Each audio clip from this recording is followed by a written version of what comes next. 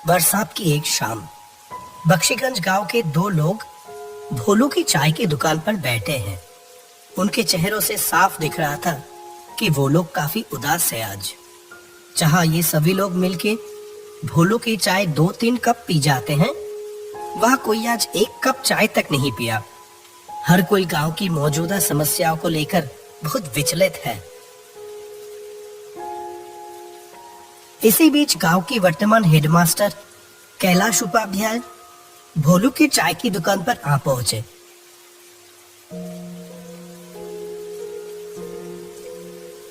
अरे रामलाल, माधव, तुम लोग यहाँ इतना उदास होकर क्यों बैठे हुए हो? मुझे इस गांव में आए हुए इतने दिन हो गए, मैंने तो कभी तुम लोगों को इतना परेशान नहीं देखा। हमेशा हंसते मुस्कुराते हुए ही देखा है, लेकिन आज अचानक क्या हुआ? आइए मास्टर जी, बैठिए। आपकी चाय तैयार है मास्टर जी। मुझे पता था आप थोड़ी देर में यहाँ आ जाओगे। हाँ हाँ बोलू, आज अपनी वो अदरक वाली चाय पिलाना मुझे, ठीक है? बहुत देर से सर दर्द कर रहा है। और हाँ, तुम लोग बताए नहीं कि हुआ क्या है, इतने उदास क्यों हो? असल में क्या है ना मास्टर जी, हम सभी लोगों का आज मन बहुत उदास है। क्यों? क्या हुआ? इतने खूबसूरत गांव के लोगों के साथ घुलने मिलने से किसी का भी मन बेहतर हो जाएगा, लेकिन उन्हीं लोगों को आज अचानक क्या हुआ? आप तो जानते ही हो मास्टर जी कि हमारे गांव में कोई अस्पताल नहीं था। कोई भी बीमार होता था तो उसको 2 गांव पार 10 मील दूर जाना पड़ता था। अस्पताल पहुंचने से पहले ही तो कितनों की मौत हो गई। इसीलिए हम सभी मिलके अपने पैसे बचा के इस गांव में एक अस्पताल बनवाया। लेकिन लेकिन क्या? हमारी सारी बचत खत्म हो गई। अस्पताल तो तैयार है, पर बिस्तर तो खरीदना बाकी रह गए। हमारे पास तो और पैसे नहीं बचे। अब क्या होगा? ओह, ऐसी बात है। मेरे पास कुछ पैसे तो थे, पर वो तो मेरी बेटी की शादी में खर्च हो गए हैं। लेकिन हाँ, इच्छापुर गांव में मेरी पुश्तैनी जमीन है एक। अगर उसे बेच दिया तो जो पैसा आएगा, उम्मीद है उससे अस्पताल का बेड हो जाएगा। क्या कहते हो? ये आप क्या कह रहे हैं मास्टर जी? आप अपनी पुश्तैनी जमीन बेच देंगे? मेरे तो बस ये 1 साल की नौकरी बची है।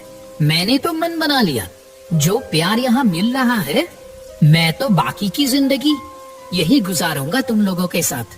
क्यों, नहीं रखोगे क्या? वैसे भी ये तो बड़ा ही पुण्य का काम है। भगवान ऐसे अवसर बार बार नहीं देते। रामलाल, माधव और भोलू की आंखों में जैसे आंसू आ गया हो। तीनों ने हाथ जोड़कर कैलाश मास्टर का शुक्रिया अदा किया। अरे अरे, ये क्या कर रहे हो?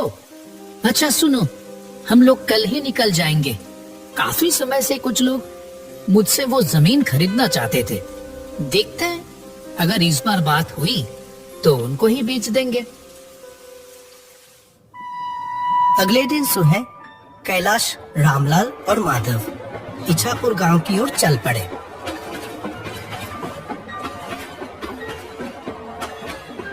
जब वह ट्रेन में थे, बाहर बहुत जोर से बारिश हो रही थी। आसमान काले बादलों से ढका हुआ था और हवा भी बहुत तेज चल रही थी। ये बारिश तो रुकने की नाम ही नहीं ले रही है। मैं भी तो वही सोच रहा हूँ, इतनी बारिश में जाएंगे कैसे? वहाँ एक नदी भी तो पार करनी होगी। आपका गांव क्या स्टेशन से बहुत दूर है? स्टेशन में उतर के पहले हम लोगों को नदी के किनारे पहुँचना होगा, फिर वहाँ से नाव लेके नदी पार करके जाना होगा मेरा गांव। ऐसे ही बात करते करते समय बीतता चला गया। आखिरकार जब तीनों स्टेशन पर पहुंचे, वो शाम हो चुकी थी। सुनसान स्टेशन पर बस वो तीनों आके ही उतरे। अभी तो बारिश थोड़ी रुकी है, चलो देखते हैं जल्दी से नाव घाट पर पहुंच पाते हैं या नहीं। वो तीनों स्टेशन से बाहर आ गए। आसपास कोई भी नजर नहीं आ रहा था। बारिश के कारण रात का अंधेरा अन्य दिनों के मुकाबले कुछ ज्यादा ही था। घने काले अंधेरे ने चारों ओर जैसे एक जादुई माहौल बना दिया था। वह स्टेशन के पास एक बरगद के पेड़ के नीचे आके रुके। यहीं पर रिक्शा मिलता था। आज तो एक भी रिक्शा नहीं दिखाई दे रहा। इतनी बारिश की मौसम में क्या ही मिलेगा। किसी ने तो उम्मीद भी नहीं की होगी कि इतनी बरसात की रात में भी कोई आखिरी ट्रेन से यहाँ आ भी सकता है। अब क्या किया जाए? चलो पैदल ही चलते हैं। मुझे तो कोई और रास्ता दिखाई ही नहीं दे रहा।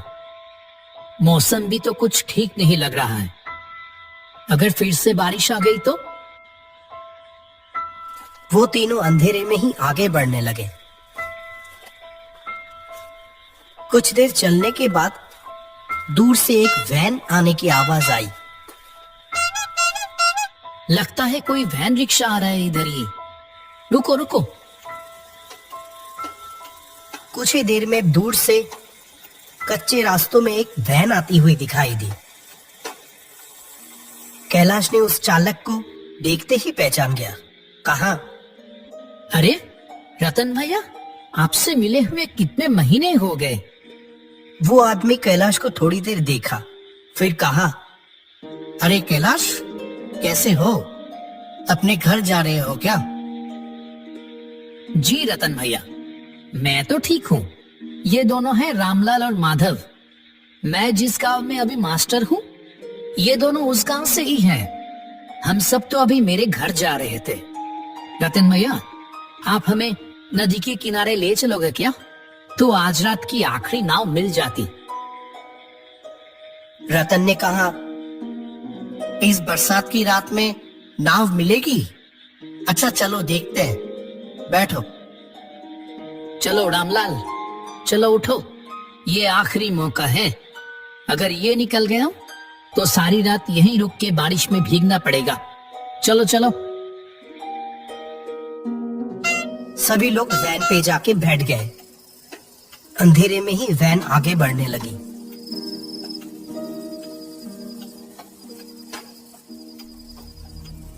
कुछ देर बाद कैलाश ने रतन से पूछा, आपकी तो इतनी उम्र हो गई रतन भैया, फिर भी आप अभी भी वैन चलाते हो। आपको तकलीफ नहीं होता? तकलीफ? हाँ, होता था पहले, अब नहीं होता है। पहले होता था, अब नहीं होता है। इसका क्या मतलब है? वो कुछ नहीं, तुम तो बहुत दिनों बाद इछापुर गांव आए हो। हम लोगों को तो भूल ही गए हो तुम। नहीं नहीं, ऐसी बात नहीं है रतन भैया। दरअसल काम के सिलसिले में मैं अभी जहाँ रहता हूँ वहाँ से आमतौर पे आना जाना हो नहीं पाता है। आज पे तो एक जरूरी काम से ही आया हूँ। गांव में मेरे बाप दादा की जो जमीन है ना, उसे ही बेचने आया हूँ। बेच दोगे? क्यों, क्या हो गया? कोई मुसीबत? हाँ, मुसीबत तो है। जिस गांव में मैं रहता हूँ अभी, उस गांव के सभी लोगों ने अपने बचाए हुए पैसे से अस्पताल बनवा तो दिए हैं, लेकिन वो अस्पताल की बेड खरीदने के पैसे नहीं जुटा पा रहे हैं। इसीलिए मैंने सोचा कि अपनी पुश्तैनी जमीन बेचकर उनकी थोड़ी मदद कर दूं। वैसे भी वो जमीन तो कई सालों से खाली ही पड़ी है। क्या बात है कैलाश, तुम सचमुच इछापुर गांव का गर्व हो। अरे नहीं नहीं, ऐसी कोई बात नहीं। ये देखो ना, ये रामलाल, माधव, ये सभी भी किसी से कम है क्या? ऐसे ही बातचीत चलते चलते सभी लोग नदी के किनारे आ पहुंचे। जब वो तीनों नदी की ओर देखें, तब नदी बहुत तेज बह रही थी। जो नदी हर वक्त शांत रहती थी, वह आज बिल्कुल अलग दिख रही थी। नदी के किनारे कुछ नाव बंधी हुई थी, लेकिन चलाने वाला कोई भी दिखाई नहीं दिया।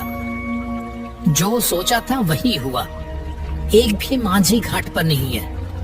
वैसे भी इतनी रात हो गई है और फिर बारिश। कोई क्यों ही रहेगा अभी? ये तो बड़ी मुसीबत हो गई मास्टर जी। आज रात बारिश में भीगकर ही गुजारना पड़ेगा लगता है। अब क्या होगा मास्टर जी? आसमान का हाल देखा आपने? लगता है बारिश फिर से आने वाली है। आसमान में काले बादल फिर से आना शुरू हो गए। नदी की ओर से हल्की हल्की ठंडी हवा भी चलनी शुरू हो गई। रतन भी उन लोगों के साथ वही खड़ा था। जब वो तीनों बात कर रहे थे तभी उसने कहा, अगर आप लोग बुरा ना मानो तो मैं एक बात कहूं। आप ऐसे क्यों बोल रहे हो रतन भैया? बोलिए ना, क्या कहना चाहते हैं? लगता है थोड़ी ही देर में बारिश फिर से शुरू होगी और अभी तो कोई माझी भी नहीं है घाट पर जो नाव से अपने घर जा सकोगे। उसके बजाय एक काम करो, वो देखो सामने ही मेरा घर है। सब लोग वही चलो, आज की रात वही गुजार लेना। हाँ, सही कह रहे हो आप। इससे पहले भी तो कितनी बार आपकी गाड़ी में स्टेशन गया हूँ आपको आपके घर से बुला के। क्यों रामलाल, माधव, और तो कोई रास्ता नहीं दिख रही है। आज की रात वही गुजार लें। रतन भैया आज हमारा कितना बड़ा उपकार किया है, क्या बताओ। हाँ, माधव ने सही कहा। हम रतन भैया के घर पे ही चलते हैं, नहीं तो इस बरसात की रात में बड़ी मुसीबत में पड़ जाएंगे। सभी लोग मिलके रतन की घर की ओर बढ़ने लगे। जैसे वो घर के अंदर घुसा, एक अजीब सी बदबू आने लगी अंदर से, मानो बहुत दिनों बाद कोई इस घर को खोल रहा हो। रतन भैया, घर के अंदर इतनी बदबू क्यों? ये फर्श भी कैसा भीगा भीगा सा लग रहा है। असल में ये घर तो आधी समय बंद ही पड़ा रहता है। मैं तो अपनी गाड़ी लेकर बाहर ही रहता हूँ और पानी शायद खिड़की से अंदर आया होगा। कमरे की कोने में एक टूटी खुली हुई खिड़की से हल्की सी रोशनी आ रही थी। घर में खाना तो कुछ नहीं है।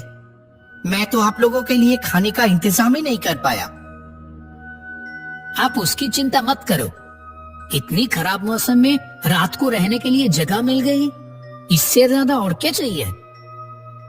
अगर आप नहीं होते तो आज रात हम लोग कैसे बिताते, भगवान ही जाने। अरे ऐसी कोई बात नहीं है, ठीक है, आप लोग सो जाओ। और आप कहाँ रहोगे? मैं बाहर सो जाऊंगा, कोई परेशानी नहीं होगी। क्यों, आप हम लोगों के साथ सो जाओ ना। नहीं नहीं, मुझे कोई दिक्कत नहीं होगी। ये बोल के रतन बाहर चला गया और वो तीनों जमीन पर चटाई बिछाकर लेट गए। तब गहरी रात, अचानक कैलाश की नींद खुल गई। एक अजीब सी आवाज आ रही थी, जैसे कि कोई घर से थोड़ी दूर जमीन खोद रहा हो। कैलाश शुरू में तो नजरअंदाज करता रहा, लेकिन आवाज और तेज होने लगी। जो वो काम कर रहा था, जैसे कि वो किसी की पर्दा किए बगैर ही किया जा रहा था। ये आवाज कहाँ से आ रही है? चोर आ गया क्या? कैलाश तेजी से उठा और खिड़की के पास आकर बाहर देखने लगा। रतन भैया घर से थोड़ी दूर पेड़ के नीचे खुदाई कर रहा है।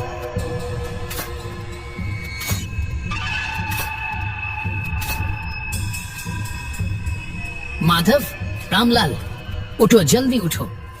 मुझे यहाँ कुछ ठीक नहीं लग रहा है। रामलाल और माधव दोनों नींद से जाग गए। कैलाश ने दोनों को खिड़की के पास बुलाया। अरे, रतन भैया कहाँ गया? अभी तो यहीं पर थे।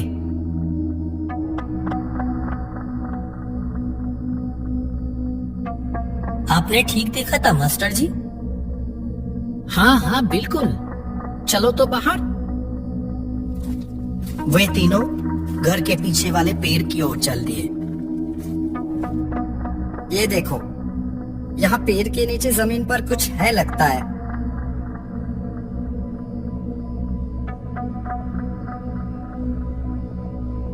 मैंने रतन भैया को यही देखा था, लगता है मानो जैसे कि वो चाह रहे थे कि मैं नींद से उठकर ये देखूं। देख तो रामलाल, क्या है वहाँ?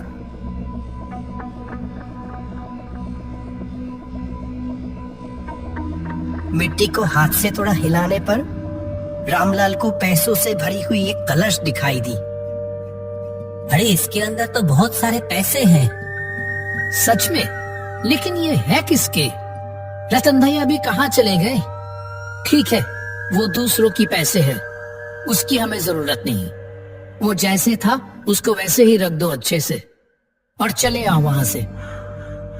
ठीक उसी वक्त वो पेड़ जैसे हिल उठे। तीनों ने ऊपर देखा तो वहां लंबे पैरों वाला एक भयानक चेहरा बैठा हुआ था।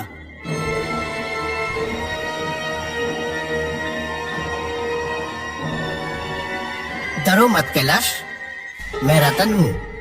मैं यही देखना चाहता था कि क्या तुम समय के साथ लालची तो नहीं हो गए हो। तुम सच में गांव का गढ़ हो कैलाश।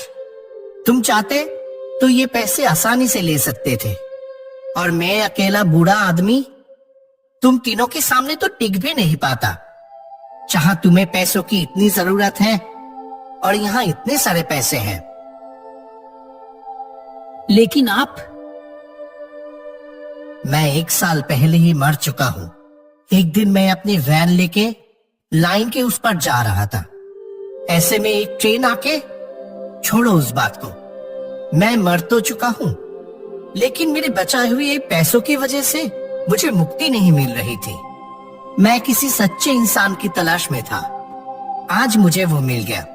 आप लोगों से बात करके ही मैं समझ गया था कि आप लोग सच्चे इंसान हैं। मैं थोड़ा जांच लिया बस। ये पैसे ले जाओ और अस्पताल के लिए लगा दो। तुम्हें अपना पुश्तैनी जमीन बेचने की कोई जरूरत नहीं है कैलाश। यहाँ जो पैसे हैं उससे अस्पताल का काम पूरा हो जाएगा। रतन भैया, अब मुझे मुक्ति मिलेगी। आप सब लोग अच्छे से रहना। ये कहते हुए रतन का भयानक चेहरा हवा में गायब हो जाता है। वो तीनों बस पैसों से भरे हुए कलश को देखते रह गए। बारिश की रात एक भूतिया घर में बिताए हुए वो पल उन लोगों के मन में पूरी तरह से कैद होके रह गया।